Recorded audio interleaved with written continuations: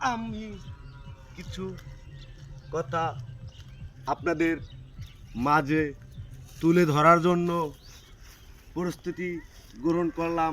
এখন শুনেন, আমার শায়েস্তাবাদ অভিনগর ইউনিয়নের গ্রামের কিছু কথা তুলে ধরবো।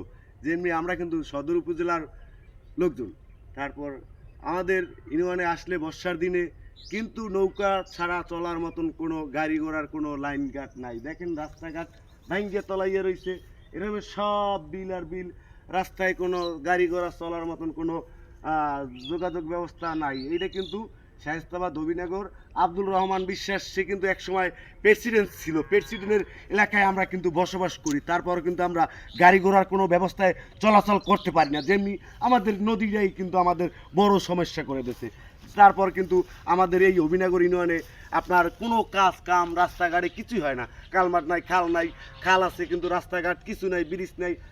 নদী যে হোতা খাল যে পার হয়ে যাবে এরকম একটা ব্রিজও কেউ দিয়ে দেয় না, বুঝলেন। এই হলো আমাদের তাজু ভাইয়ের খবর। এই পর্যন্তই শেষ করছি, আবার অন্য কোনো দিন তাজু ভাই খবর নিয়ে দেখা হবে।